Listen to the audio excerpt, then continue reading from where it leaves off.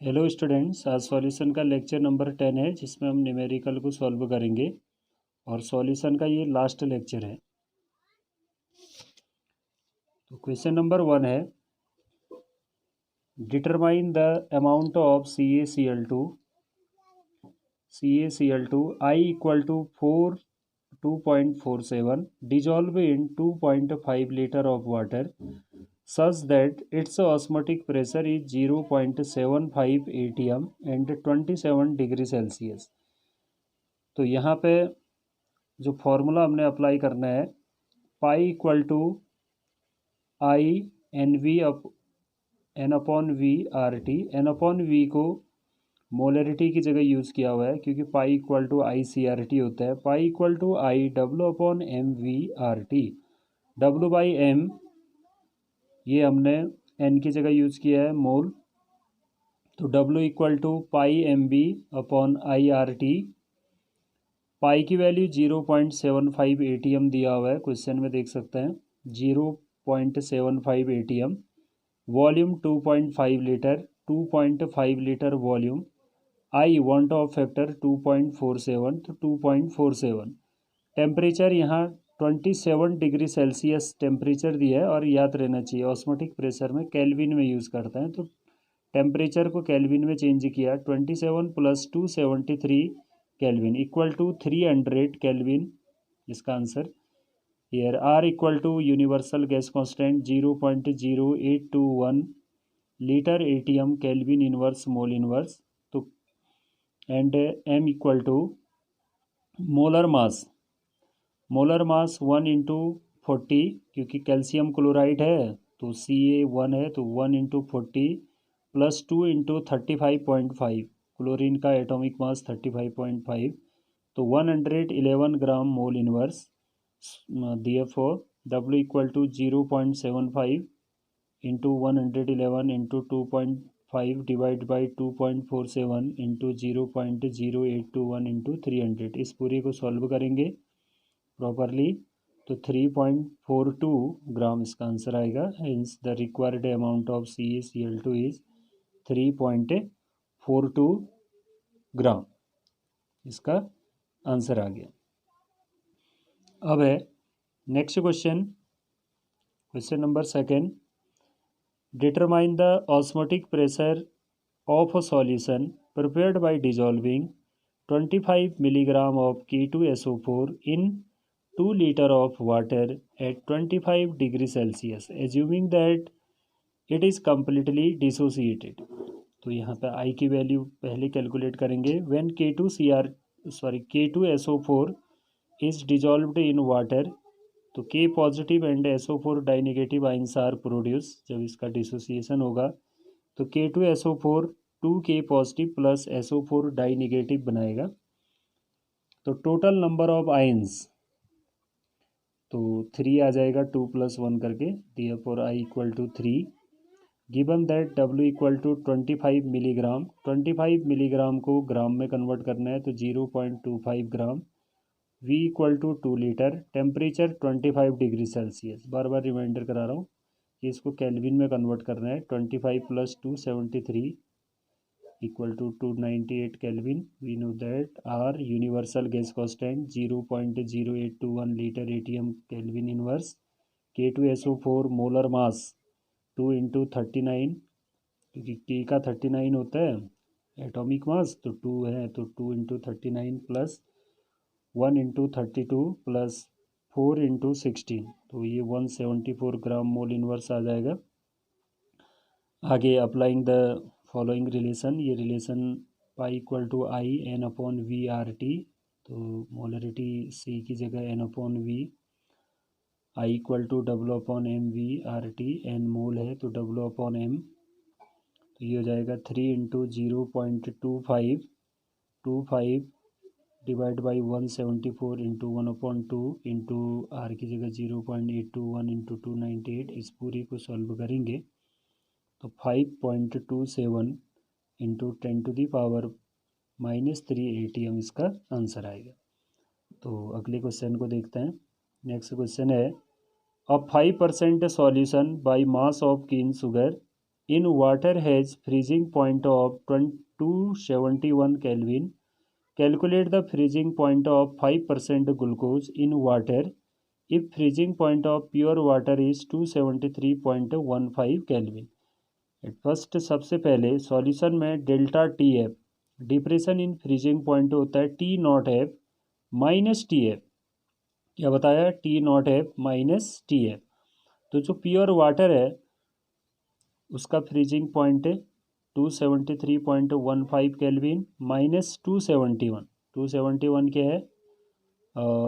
Cane sugar in water वाला जो solution है हैज़ फ्रीजिंग पॉइंट 271 केल्विन, तो इसमें से इसको माइनस करके 2.15 केल्विन आए। अब मोलर मास ऑफ शुगर का फॉर्मूला है C12H22O11, तो इसका मोलर मास निकाला तो 342 ग्राम मोल इनवर्स। एक लाइन इसको समझ लीजिएगा, 5% solution by mass of cane sugar in water means 100% solution होगा, 5% इसमें केन शुगर, तो 5 ग्राम केन शुगर होगा। 100 ग्राम में 5% का मतलब कितना हुआ? 5 gram. 5 gram cane sugar is present in 100 minus तब 5 किया गया है 95 ग्राम वाटर होगा और 5 ग्राम इसमें क्या है? Cane sugar. नेक्स्ट है now number of moles of cane sugar given mass upon molar mass, तो 0.0146 मोल आ गया। Therefore, molarity of solution small m equal to 0.16146 mole divide by 0.095 kg, तो इसको डिवाइड करके 0.1537 मोल kg इनवर्स। ऐसे relation apply करेंगे। Applying the relation delta T F equal to K F into small M, formula learn करना है K F equal to delta T F upon small M, तो ये 2.15 capital M रख लेंगे delta T F की जगह। अभी हमने स्मॉल एम की वैल्यू कैलकुलेट किया 0.1537 मोल, तो इसमें से केजी इनवर्स ये डिवाइड करके 13.99 केल्विन केजी मोल इनवर्स आए। नेक्स्ट है molar mass of glucose C6H12O6, तो इसका ग्लूकोज का मोलर मास निकाला 180 gram mole inverse. Number of moles of glucose, तो ग्लूकोज के mole 5/180 equal to 0.278। Therefore, molarity of solution small m equal to 0.278 mole divide by 0.095 kg, तो ये भी आ जाएगा 0.2926 मोल kg inverse. Applying the relation, एक बार फिर relation apply करना है ग्लूकोज के लिए delta T F equal to K F into small M, तो K F 13.99 kg kelvin KG mole inverse into 0.2926 mole kg inverse, तो ये आ गया 4.09 kg अप्रॉक्सीमेटली। तो hence the freezing point of 5% glucose solution is 273.15 minus 4.09 kelvin, तो ये आ गया 269.06 केल्विन। इस वीडियो में इतना है, फिर नेक्स्ट वीडियो में। तो प्रीवियस वीडियो में हमने 3 क्वेश्चन तक कर लिया था। अब 4th question, calculate the molar mass of non volatile solute, molar mass 40 gram mole inverse which should be dissolved in 114 gram octane to reduce its vapour pressure to 80%। तो यहाँ पे let the vapour pressure of pure octane by P01, जो pure octane का vapour pressure है P01, then the vapour pressure of octane after dissolving the non volatile solute. Octane में non volatile solute को हमने add किया गया है, तब क्या होगा 80/100 P01 इक्वल टू 0.8 P01। 80% है तो 80/100 P01, ठीक है, 100% सॉल्यूशन होगा। Molar mass of solute M2 equal to 40 gram mole inverse. Solute का जो मोलर मास है वो यहाँ पे दिया गया है, non volatile solute molar mass 40 gram, तभी यहाँ पे 40 ग्राम मोल इनवर्स हुआ। ऐसे mass of octane W1 equal to 114 gram, यहाँ पे मोलर मास होगा, molar mass of octane C8H8, तो इसका मोलर ऑक्टेन का फॉर्मूला है, तो 8 × 12 plus 8 × 1 114 gram mole inverse. Applying the relation P01 minus P1 divide by P not one equal to W2 into M1 M2 into W1। तो P not one और P1 की जगह 0.8 P not one divide by P not one equal to W2 into 114 divide by 40 into 114। तो 0.2 P not one divide by P not one equal to W2 by 40, 114 से 114 cancel. तो ये 0.2 equal to W2 upon 40, W2 आ गया 8 gram. Hence the required mass of solid is 8 gram. जो solid का required मास है वो 8 ग्राम होगा। नेक्स्ट क्वेश्चन है, an aqueous solution of 2% non volatile solute exert a pressure of 1.004 bar at the normal boiling point of the solvent. What is the molar mass of the solute? यानी कि solute का molar मास निकालना है। तो वो क्या क्या हमें गिवन है। Vapour pressure of solution at normal boiling point P1 equal to 1.004 bar यहाँ पे दे रखा है। Vapour pressure of pure water at normal boiling point P01, तो उसका भी दिया होगा। जो वाटर का है वो 1.013 बार, ठीक है। और mass of solute W2 equal to 2 gram, mass of solvent water W1 equal to 98 gram. 98 कहाँ से आया, 2% नॉन वोलेटाइल है तो 100 माइनस 2 करेंगे तो 98 आ जाएगा।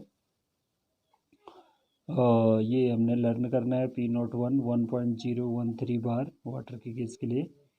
Molar mass of solvent water M1 equal to 18 gram, क्योंकि वाटर H2 है तो 18 आ जाएगा। According to Raoult's law P01 minus P1 divide by P01 equal to W2 into M1 upon M2 into W1।